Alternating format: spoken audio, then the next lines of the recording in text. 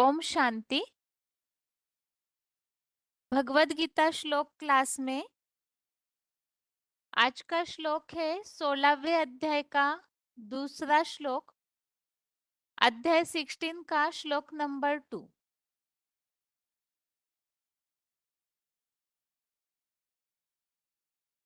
16वें अध्याय में हम यहाँ शुरुआत से पहले श्लोक में जैसे बताया है देवी संपत्ति वालों के लक्षणों के लिए, तो दूसरे श्लोक में भी ऐसे ही देवताओं के लक्षण या जो देवी संपदा में जन्म लेने वाले हैं ऐसों के क्या गुण दिखने में आएंगे, तो उन बातों को इस श्लोक में भी बताया हुआ है। श्लोक है अहिंसा सत्यम क्रोधः त्यागः शांतिर अपैशुनम दया भूतेष्वलोलुप्त्वम् मार्दवम हि अचापलम। श्लोक दोबारा। अहिंसा सत्यम क्रोधः त्यागः शांतिर अपैशुनम दया भूतेष्वलोलुप्त्वम् मार्दवम हि अचापलम। श्लोक का संधि विच्छेद है अहिंसा सत्यम अक्रोधः त्यागः शांतिः अपैशुनम दया भूतेषु अलोलुप्त्वम् मार्दवम हीर अचापलम। श्लोक का संधि विच्छेद दोबारा। अहिंसा सत्यम अक्रोधः त्यागः शांतिः अपैशुनम दया भूतेषु अलोलुप्त्वम् मार्दवम हीर अचापलम। शब्दों के अर्थ है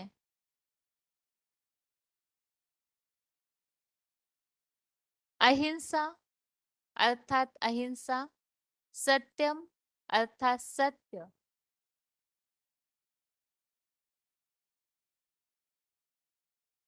अक्रोधः अर्थात क्रोधहीनता, त्यागः अर्थात त्याग, शांति अर्थात शांति, अपैशुनम अर्थात दूसरों के दोष न देखना,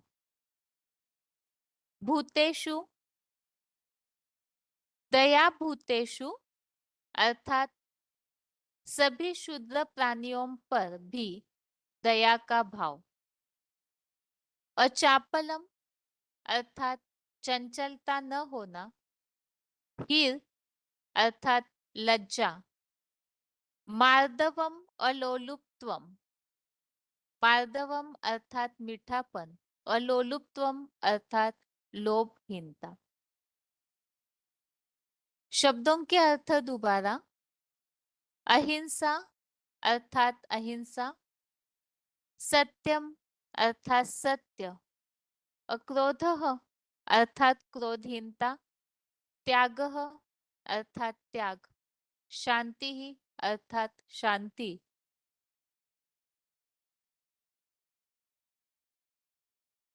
अपैशुनम अर्थात दूसरों के दोष न देखना, भूतेषु अर्थात सभी शुद्र प्राणियों पर भी, दया अर्थात दया का भाव, अचापलम अर्थात चंचलता न होना, हीर अर्थात लज्जा, मार्दवम अलोलुप्त्वम, मार्दवम अर्थात मीठापन, अलोलुप्त्वम अर्थात लोभहीनता।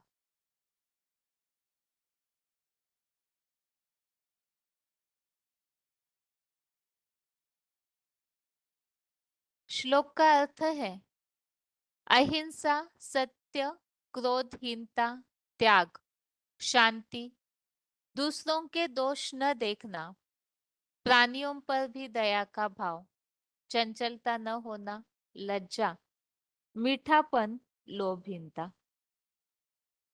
अभी श्लोक में क्लैरिफिकेशन सहित अर्थ है। अहिंसा अर्थात मन, वचन, कर्म से दुख न देना, ऐसी अहिंसा।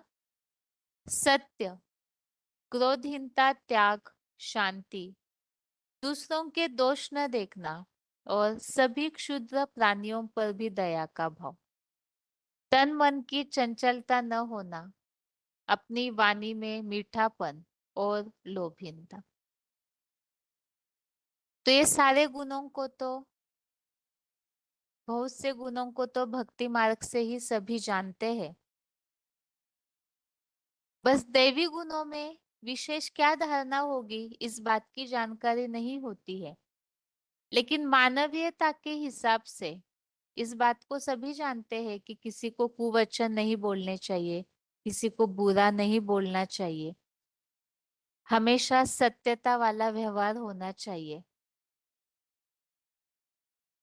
और क्रोधहीनता अर्थात क्रोध नहीं होना चाहिए, क्योंकि क्रोध के लिए तो हमने अध्याय 2 में जो 62 63 नंबर श्लोक है, इसमें स्पष्ट किया हुआ है कि क्रोध से बुद्धि का नाश होता है। क्रोधात भवति सम्मोह, सम्मोहात स्मृति विभ्रम, स्मृति भ्रंशात बुद्धि नाशो, बुद्धि नाशात प्रणश्यति। तो इसलिए बुद्धि का नाश और स्मृति का नाश और प्राण भी त्यागने पड़ते हैं। तो इसीलिए ऐसे क्रोध को त्यागना चाहिए। और क्रोधहीनता, क्रोध न होने के लिए इच्छाओं का भी त्याग जरूरी है। इच्छा मतलब अविद्या होंगे तो क्रोध भी नष्ट हो जाएगा। त्याग अर्थात विश्व कल्याण हेतु इस तरह से सर्वस्व त्यागी बनना। एक है त्याग करते हैं और फिर वापस कई बार मांगने लगते हैं। एक है महात्यागी, मतलब बहुत सारा त्याग करते हैं लेकिन बीच में छोड़ देते हैं। सर्वस्व त्यागी अर्थात सब कुछ त्याग दिया और एक भगवान को पाने की इच्छा से कुछ भी नहीं रखा। तो इस तरह की त्याग की भावनाओं के लिए मुरलियों में उल्लेख आया हुआ है। इसके अलावा शांति, तो शांति जो है, सबसे पहले तो ज्यादा वाणी में आने से ज्यादा अशांति फैलती है। जैसे कि मुरलियों में हम सुनते हैं, एक तो है टॉकी वर्ल्ड, एक है मूवी और एक है बिल्कुल साइलेंस। तो इस तरह से जितना वाणी कम होती जाएगी उतना ही शांति की स्टेज अनुभव होगी। वास्तव में वाणी भी देह भान का ही एक हिस्सा है। तो जितना जितना आत्मिक स्थिति में टिकते जाते हैं तो परम धाम में आत्माएं अपने मूल स्वरूप में होते हैं। तो शांति धाम, साइलेंस वर्ल्ड कहा जाता है। ऐसी शांति की अनुभूति के लिए या ऐसी शांत स्थिति धारण करने के लिए आत्मिक स्थिति की पराकाष्ठा होनी चाहिए। अगला बताया है दूसरों के दोष न देखना, अर्थात औरों की कमियों को न देखना, किसी के भी अवगुणों को न देखना। क्योंकि ये जो सारा संसार है, जैसे कि हमने अध्याय 13 में भी समझा, अध्याय 14 में भी समझा, ये सारा जो संसार है प्रकृति के 3 गुणों से प्रभावित होकर चलता है। और इस कारण से ये सृष्टि गुण दोषमयी है। तो इसीलिए अवगुण तो सभी अपने अंदर से कमियों को त्यागना चाहते हैं, छोड़ना चाहते हैं। कई बार अपनी कमियों से ही लोग अपने जीवन में परेशान भी रहते हैं, वो छोड़ना चाहते हैं। तो ऐसे दूसरे लोग जो छोड़ना चाह रहे हैं, तो उनकी उन कमियों को देखकर, क्योंकि ऐसे देखने से भी संग रंग का प्रभाव पड़ता है, तो इसीलिए किसी के भी अवगुणों को, दोषों को, कमियों को नहीं देखना।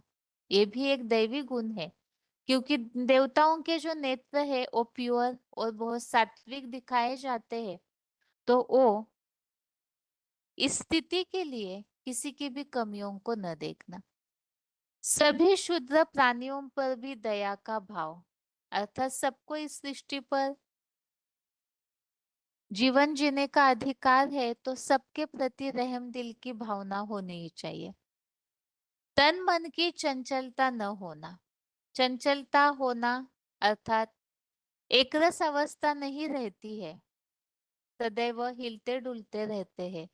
और मन में अगर चंचलता है, एकाग्रता नहीं है, तो उसका ही प्रभाव तन पर भी होता है, जिससे जो जीवन में सफलता होनी चाहिए वो नहीं हो पाती है। तो इसीलिए तन मन की चंचलता न होना, लज्जा और अपनी वाणी में मीठापन, जो बोला है मुरलियों में कि इस तरह से बात करनी चाहिए जो मुख से फूल झड़े, अर्थात इतना वाणी में मिठास हो जो किसी को भी ठेस न पहुंचे। और लोभहीनता अर्थात जैसे कोई भी प्रकार की इच्छा न करना, तो अति की इच्छाओं को ही लोभ कहा जाता है। अपने पास है तो भी संग्रह करने की वृत्ति और चाहिए इस भाव से, तो ऐसे लोभहीनता। तो ये सारे ही दैवी संपदा के गुणों को यहाँ बताया हुआ है। आगे श्लोक का उच्चारण सुनते हैं, उसके बाद पॉइंट्स।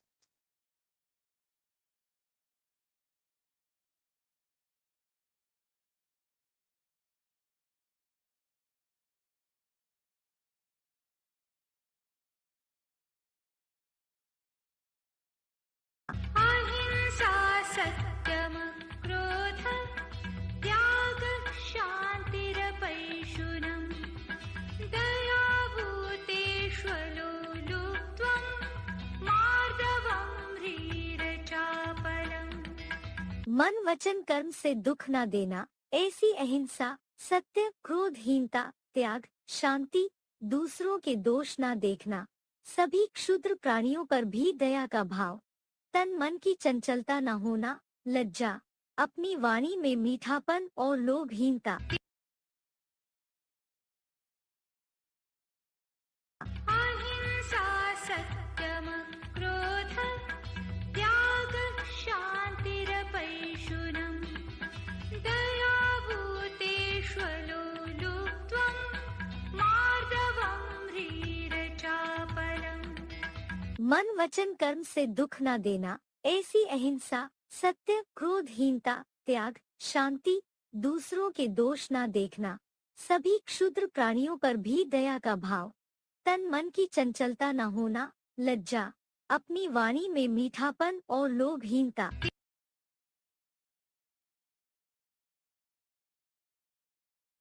अभी श्लोक में जो बातें बताई है उसमें से मुरलियों में जहां जहां उल्लेख आए हैं, तो उन बातों को देखते हैं। जैसे अहिंसा, इसमें हमने समझा कि मन वचन कर्म से किसी को भी दुख न देना, ऐसी अहिंसा। क्योंकि हिंसा करना मतलब ही एक तो स्थूल हिंसा होती है जिससे व्यक्ति ज्यादा घायल हो जाता है, लेकिन मन की अर्थात मन के संकल्पों से भी दुख देना या वाणी से किसी को खराब बोल के ठेस पहुंचाना, ये भी हिंसा ही है। तो मन वचन कर्म किसी भी प्रकार से दुख न देना, ऐसी अहिंसा। ये VCD number 2827, VCD number 2827, 25 minute 25 minutes के बाद से लिया हुआ पॉइंट। बाप कह सिखाते हैं कि तुम अहिंसक बनो। मनसा भी से भी किसी को वाइब्रेशन से दुख की बात देने की नहीं सोचना है, और वाचा से भी कोई ऐसे वचन नहीं निकालना है जो दूसरों को दुख दे। और कर्म इंद्रियों से भी, ज्ञान इंद्रियों से भी लाल पीली आंखें करके किसी को दुख देना का काम नहीं।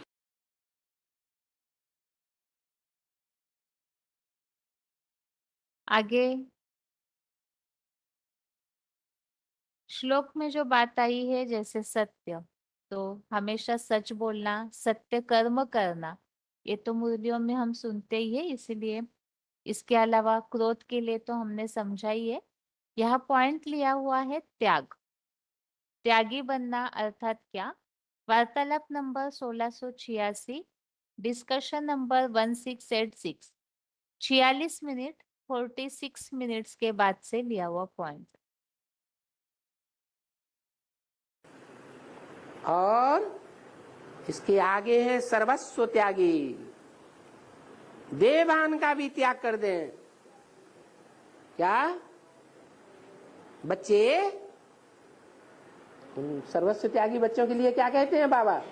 बच्चे, तुम बच्चे अपना सर हथेली पर लेकर के आए हो। बाबा लो, ये हमारा सर भी यज्ञ में देना पड़े तो भी हम इसे देने के लिए तैयार। हम भागने वाले नहीं है। वो सूर्यवंशी बच्चे हैं सर्वस्व त्यागी।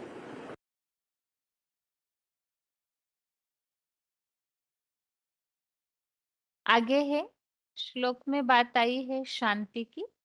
VCD number 86, VCD number 86, 14 minute 14 minutes के बाद से लिया हुआ पॉइंट। शांति। मन को तो एकाग्र करो तो शांति होगी।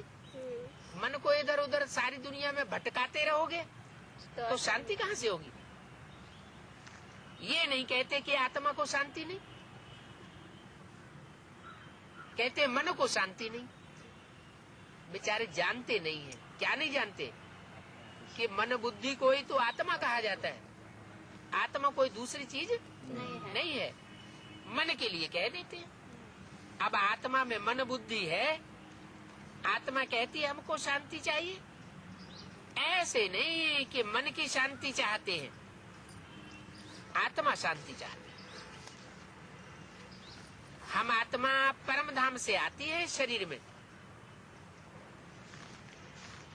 ये शरीर बिगड़ेल है, इसमें विकृति आती है। लेकिन हम आत्माएं कहाँ से आती हैं? परम धाम से, जहाँ आत्माएं एक जैसी स्टेज में रहती हैं, निसंकल्प स्टेज में रहती हैं। आत्मा को इस दुनिया में आने के बाद आर्गन्स मिलते हैं। आत्मा कहती है कि प्रियतम आने मिलो। कब कहती है? जब आती है आत्मा तो सात्विक स्टेज में आती है, तब नहीं कहती। जब अनेक जन्म लेते लेते संग के रंग में आते आते तामसी बन जाती है, बहुत दुखी होती है, तब कहती है कि हे प्रियतम आन मिलो। हमारा जियरा दुखी है। अब जीव और आत्मा में रात दिन का फर्क है। आत्मिक स्टेज में स्थित हो जाए तो शांति ही शांति।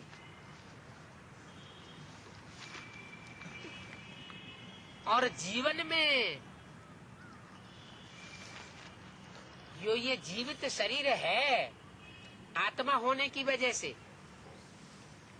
इस जीवन में जब हम अपने को देखते हैं, माने देहवान में जब हम अपने को देखते हैं तो अशांति होती है। आत्मा समझने से शांति और देह समझने से अशांति।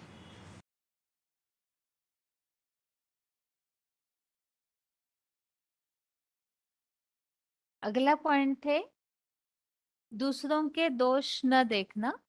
VCD number 35, VCD number 35, 54 minute 54 minutes के बाद से लिया हुआ पॉइंट।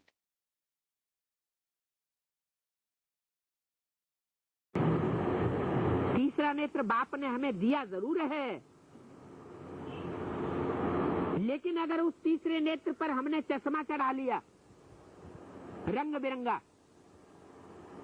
या काला चश्मा चढ़ा लिया, तो दुनिया कैसी दिखाई पड़ेगी?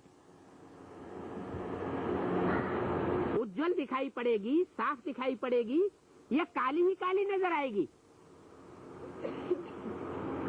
अगर परमत और श्रीमत उसमें भेद नहीं किया, परमत पर चल पड़े, मनुष्य मत पर चल पड़े, तो दुनिया में दूसरों के अवगुण ही अवगुण नजर आएंगे। अवगुण नजर आएंगे तो अवगुणों को देखते देखते हमारी आत्मा भी अवगुण वाली बन जाएगी। दूसरों की ग्लानि करने की हमको आदत पड़ जाएगी। परमात्मा बाप तो हमें बताते हैं दूसरों के गुण देखो, अपने गुण देखो, न दूसरों के अवगुण देखो न अपने अवगुण देखो। अवगुणों को देखने का चौपड़ा बंद करो, अपने गुणों को आगे बढ़ाओ। दूसरी आत्माओं के गुणों को देख करके उनको आगे बढ़ाओ।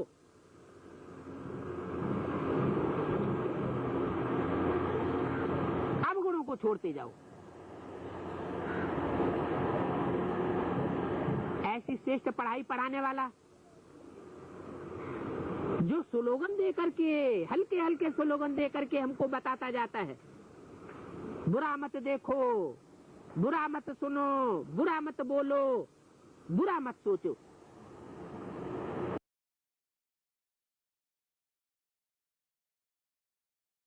आगे अगला पॉइंट है VCD नंबर 2238, VCD नंबर 2238। सभी शुद्ध प्राणियों पर भी दया का भाव। आत्मा आत्मा, भाई भाई, सभी आत्माएं ब्रदर्स हैं, तो सबके ऊपर दया करनी चाहिए या सिर्फ मनुष्यों के ऊपर ही दया करनी चाहिए? है इसलिए जैन धर्म वाले हैं वो सभी आत्माओं के ऊपर दया करते हैं या सिर्फ मनुष्य आत्माओं पर दया करते हैं? हैं? सब पर दया करते हैं। जैन मुनि तो यहाँ तक हैं कि दांतों में जो कीड़े होते हैं ना, दांतों में अन्न फंसता है, सड़ता कीड़े पड़ जाते हैं, कभी दांत मांजते नहीं है, कीड़े मर जाएंगे, उनमें भी आत्मा है।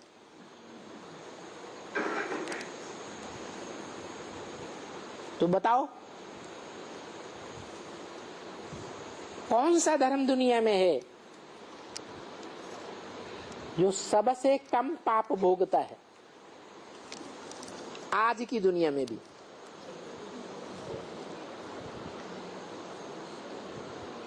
कम पापी होगा तो कम दुख भोगेगा। कम दुख देख भोगने वाला पुण्य आत्मा होगा या पापात्मा होगा ज्यादा? तो कौन सा धर्म है जो बहुत सुखी देखा जाता है? जैन धर्म। तो आत्मा आत्मा, भाई भाई, सभी आत्माएं भाई भाई ब्रदर्स हैं।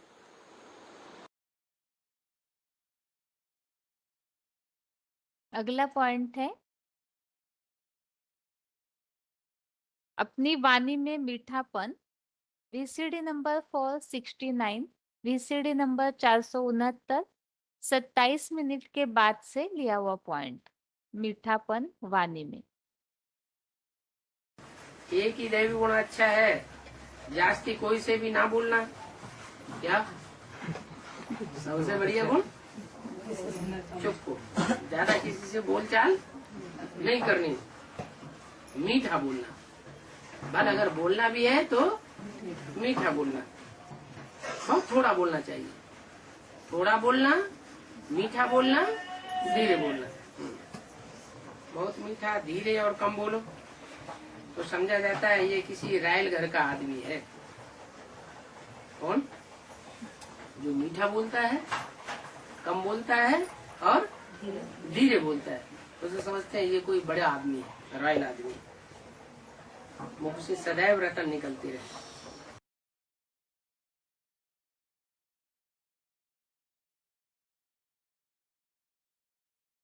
ये वार्तालाप नंबर 390, डिस्कशन नंबर 390, 1 घंटा 4 मिनट के बाद से लिया हुआ पॉइंट है। वाणी में मीठापन, इसी टॉपिक पर इस पॉइंट में भी समझाने दी है। जैसे बाबा कहते हैं मीठा बोलो, क्या कोई को दुख ना दो, ऐसा बोलना बोलो जो कोई को दुख हो जाए। कोई होते हैं तीखी बात बोल देते हैं, भले किसी को अच्छी लगेगी चाहे बुरी लगे, बोले नहीं तीखा, भले सच्ची बात बोले, लेकिन सच्ची बात भी ऐसी ना होनी चाहिए जो कोई का दिल दुखा दे।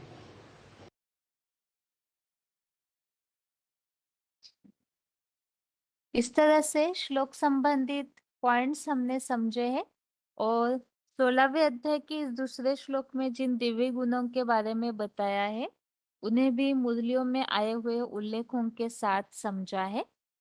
अभी आगे है रिवीजन। रिवीजन के लिए 12वें अध्याय का 9वां श्लोक, अध्याय 12 का श्लोक नंबर 9। 12वें अध्याय में हम जहाँ याद की स्थितियों के बारे में समझ रहे थे, किस तरह से भगवान को याद करना चाहिए, तो साकार में निराकार की याद बताई हुई है, क्योंकि निराकार की जो याद है केवल वो कठिनाई पूर्वक होती है और उससे दुखी प्राप्त होता है, धर्म के धक्के धर्म पिताओं को खाने पड़ते हैं। तो इसीलिए भगवान ने अर्जुन को समझाया है कि अव्यभिचारी रूप से केवल एक भगवान का ही याद करने से इस मृत्यु संसार सागर से पार होकर इन सब आत्माओं का उद्धार हो जाता है।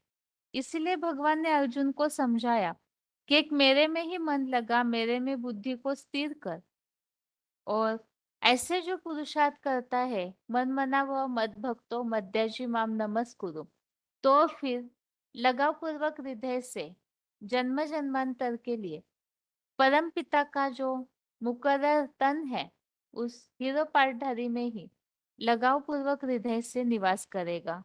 तो इसके लिए भी हमने समझा था कि जन्म जन्मांतर नजदीक रहने का उन्हें इस तरह से अवसर मिल जाता है। अभी अगले श्लोक में याद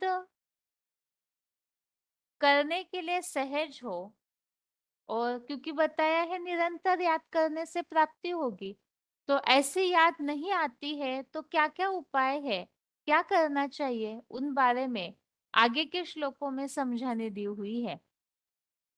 पहले तो है 9वां श्लोक, अध्याय 12 का श्लोक नंबर 9 है, अथ चित्तम समाधातुम न शक्नोषि मयि स्थिरम अभ्यास योगेन ततो मामी छाप्तुम धनंजय। अध्याय 12 का श्लोक नंबर 9 दोबारा, अथ चित्तम समाधातुम न शक्नोषि मयि स्थिरम अभ्यास योगेन ततो मामी छाप्तुम धनंजय।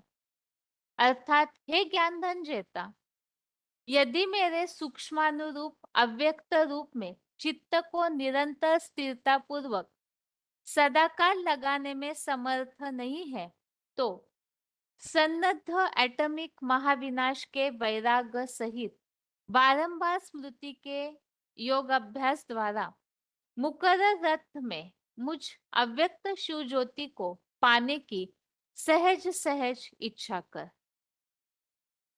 तो श्लोक में ये बात बताई है, एक तो करना तो है कि मन भी शिव भगवान में लगाना है और उनके अर्थ ही यजन करना है।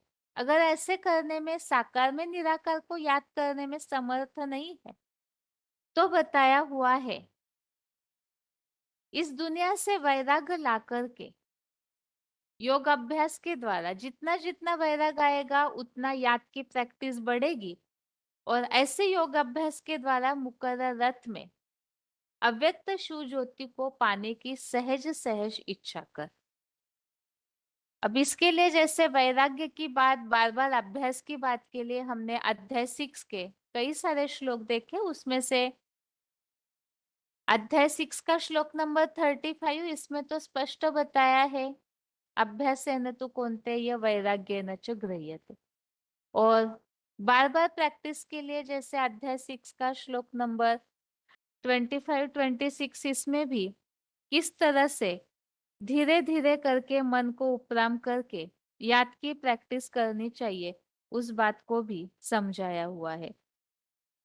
अध्याय 6 का श्लोक नंबर जो 20 है, इसमें भी याद की प्रैक्टिस के बारे में समझाने दी हुई है।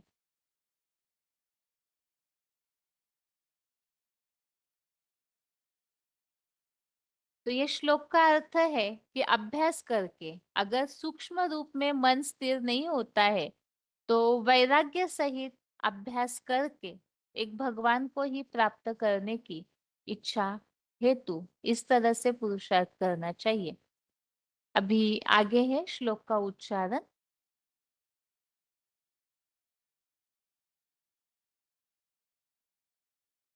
अथ चित्तं समाधातुं न शक्नोषि मयि स्थिरम् अभ्यासयोगेन ततो मामिच्छाप्तुं धनञ्जय।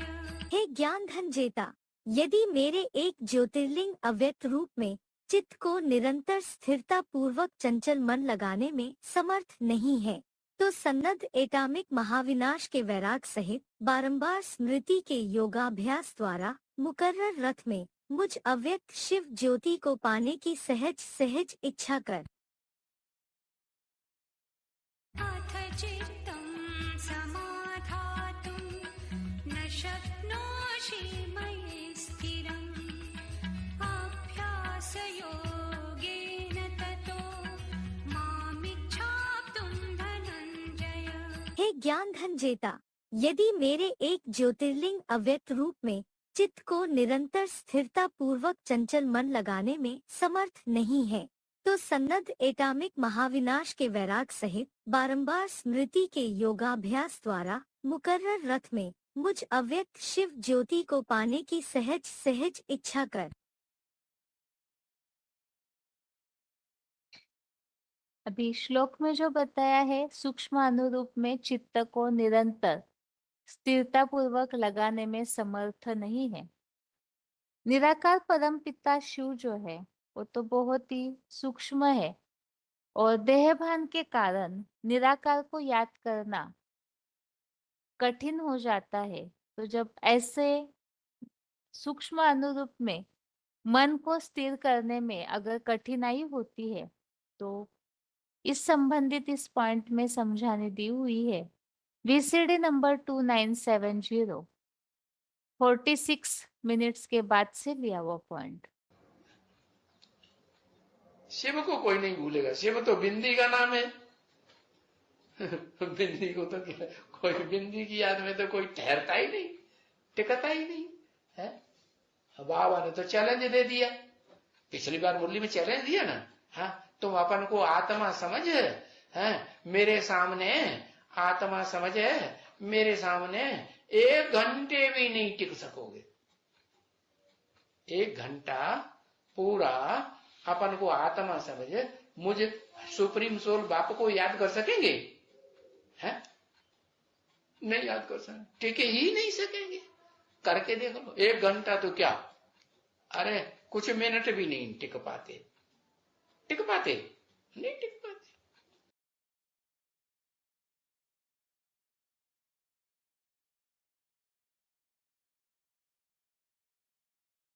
श्लोक में जो क्लैरिफिकेशन सहित अर्थ है उसमें जैसे बताया है, सन्नद्ध अर्थात जो एटॉमिक बॉम्ब्स के द्वारा महाविनाश सामने खड़ा है तो इसीलिए ये दुनिया तो विनाश होने वाली है, उसके प्रति वैराग। ये VCD number 189, VCD number 189 22 minute 22 minutes के बाद से लिया हुआ पॉइंट। मन को एकाग्र करना, देह को भूलना, आत्मिक स्थिति में स्थित रहना, लेकिन सिर्फ अभ्यास से भी नहीं होगा। अभ्यास के साथ साथ इस पुरानी दुनिया के पदार्थों, पुरानी दुनिया के जो भी मित्र संबंधी आदि हैं, उन सबसे वैराग आना चाहिए, क्योंकि अब अंतिम जन्म है। एटम बम बन चुके हैं, सबका अंतिम जन्म, सबकी वानप्रस्थ अवस्था है। ये दुनिया दिन दूनी रात चौगुनी बिगड़ती जा रही है, अति होती जा रही है, स्वभाव संस्कार टकराते जा रहे हैं। तो जब अति का अंत होता है तब दुनिया पलटती है। तो अंदर से ये वैराग आना चाहिए कि ये दुनिया जाने वाली है। ये महलमाड़ियां अटारियां जो इन आंखों से देख रहे हैं, ये सब क्षण भंगुर हैं। अब खेल खलास होने वाला है। ये सारा ही 100-150 वर्ष के अंदर ये माया का पांप दुनिया में फैला हुआ है। इससे पहले इतनी ऊंची ऊंची महलमाड़ियां अटारियां, साइंस के इतने चमत्कार दुनिया में नहीं थे। अब क्योंकि ये माया का पंप एंड शो ये दुनिया जाने वाली है, इसलिए माया भी अपना खूब पसारा फैलाई रही है। माया और मायापति भगवान की लड़ाई है। माया अपनी तरफ खींच रही है और भगवान अपनी तरफ खींच रहा है। ये माया रावण और भगवान का खेल है, रस्साकसी का। तो भगवान याद दिलाते हैं कि अब अपने को इस पुरानी दुनिया से मरा हुआ समझो।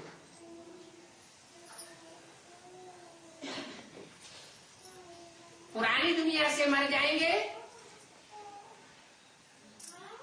तो परमात्मा की सुनाई हुई बातें बुद्धि में स्मृति में बनी रहेंगी।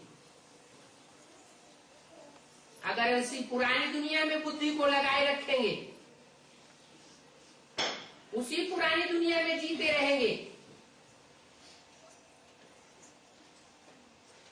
तो मिट्टी का पात्र बन जाएगा।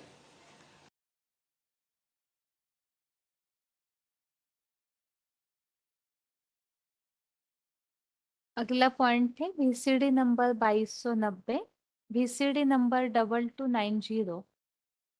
वैराग्य सहित योग अभ्यास द्वारा मुकर्रर रथ में शिव ज्योति को पाने की इच्छा कर।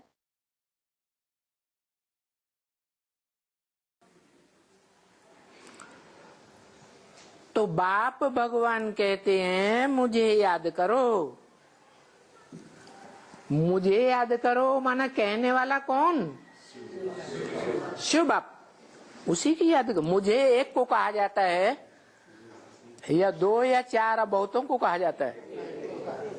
तो कौन कहता है? शिव बाप। एक कहता है। एक कैसे कहेगा? एक जिसकी आत्मा का ही नाम बिंदी का ही नाम शिव है, वो बोलेगा है? नहीं बोलेगा। तो फिर भगवान कौन? जिसमें प्रवेश करता है। लो सुनो, पक्का हो गया। इसीलिए तो बाबा कहते हैं मुरली में, क्या है? कोई मम्मा के मुरीद, कोई बाबा के मुरीद। शिव बाबा को कोई पूछता ही नहीं,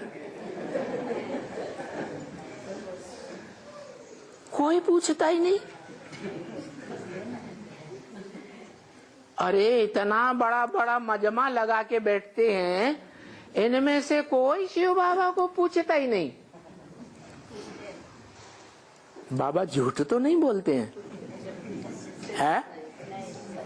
है? सच बोलते हैं। कैसे? ऐसे सच बोलते हैं कि तुम जब शिव बाबा की याद में बैठते हो तो साकार बाबा के चेहरे को याद करते हो।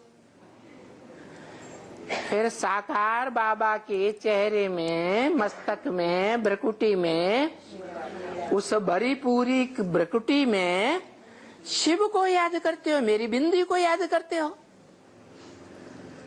फिर कितनी देर टिकते हो? है? मुझे बिंदी शिव की याद में कितनी देर टिकते हो? अरे बोलते ही नहीं, बोलती बंद हो गई। 1 सेकंड, 2 सेकंड, 5, 10 सेकंड, फिर किसको याद करते? फिर साकार को याद करते।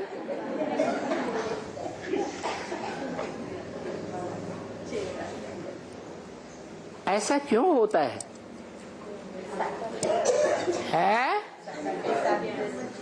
ऐसा इसलिए होता है कि 63 जन्म की रग पड़ी हुई है।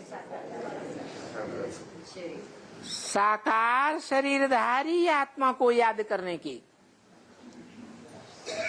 साकार शरीरधारी से प्यार करने की रग पड़ी हुई है। इसलिए अभ्यास पक्का हुआ पड़ा है। कितने जन्मों का? 63 जन्मों का अभ्यास पक्का है। तो हथेली पे आम जमाया जा सकता है क्या? अभ्यास करने के लिए समय चाहिए या नहीं चाहिए? समय तो चाहिए। और गीता में भी लिखा है कि मन जो कंट्रोल करना मुश्किल है, चंचल मन को, उसको कंट्रोल करने के लिए 2 ही उपाय हैं। एक अभ्यास, बार बार अभ्यास करें, बार बार मन भाग जाएगा। 1 सेकंड याद करेंगे, 2 सेकंड याद करेंगे, भाग जाएगा। तो क्या करें? फिर भागते हुए मन को कहाँ लगाना है? कहाँ लगाना है? साकार में जो निराकार बैठा हुआ है उसकी याद में लगाना है।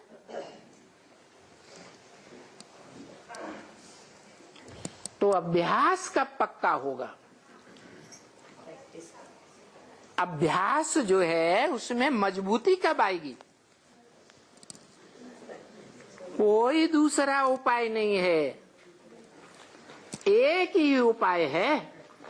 क्या? बिनु बैराग विवेक न होई, और राम कृपा बिनु सुलभ न सोई। राम वो त्रेता वाला राम नहीं। कौन सा?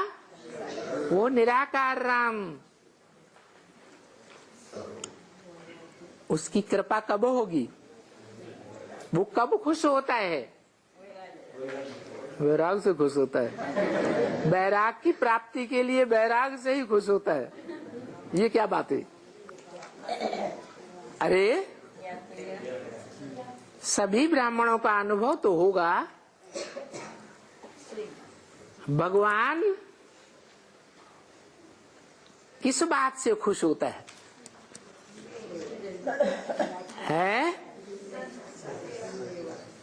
खुश होता है जिन बच्चों से उनको याद भी करता है। अब याद आया, तमिलनाडु। तुम याद नहीं करते तो हम भी याद नहीं करेंगे। तुमको याद आ गया तो हमको भी याद आ गया।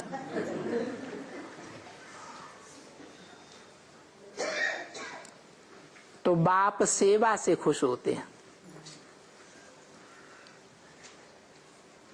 ईश्वरीय सेवा जितनी जास्ती करेंगे,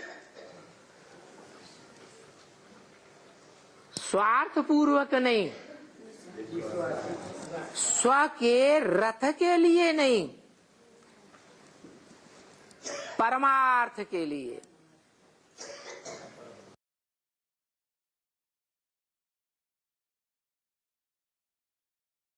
इस तरह से रिवीजन में 12वें अध्याय के 9वें श्लोक को हमने समझा कि भगवान को वास्तविक स्वरूप में मुकर्रर रथ के द्वारा परम पिता को प्राप्त करने के लिए वैराग्य की आवश्यकता है, और उसके साथ वैराग्य जितना आएगा उतना याद की प्रैक्टिस भी होगी।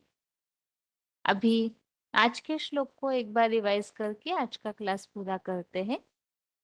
अध्याय 16 का श्लोक नंबर 2 है, अहिंसा सत्यम अक्रोध त्यागः शांतिर अपैशुनम दया भूतेष्वलोलुप्त्वम मार्दवम हि चापलम।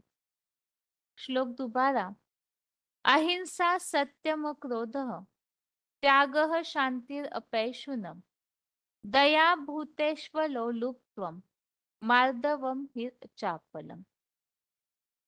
श्लोक का अर्थ है, मन वचन कर्म से दुख न देना, ऐसी अहिंसा, सत्य, क्रोधहीनता, त्याग, शांति, दूसरों के दोष न देखना, सभी शुद्र प्राणियों पर भी दया का भाव, तन मन की चंचलता न होना, लज्जा, अपनी वाणी में मीठापन और लोभहीनता। तो ये दैवी संपदा सहित जन्म लेने वाले या ऐसे देवताओं के गुणों के बारे में, दैवी गुणों के बारे में इस श्लोक में समझाने दी हुई है। और 12वें अध्याय में याद की प्रैक्टिस के लिए हमने समझा। इसके साथ ही आज के लिए गीता क्लास यहाँ ही पूरा करते हैं। ओम शांति।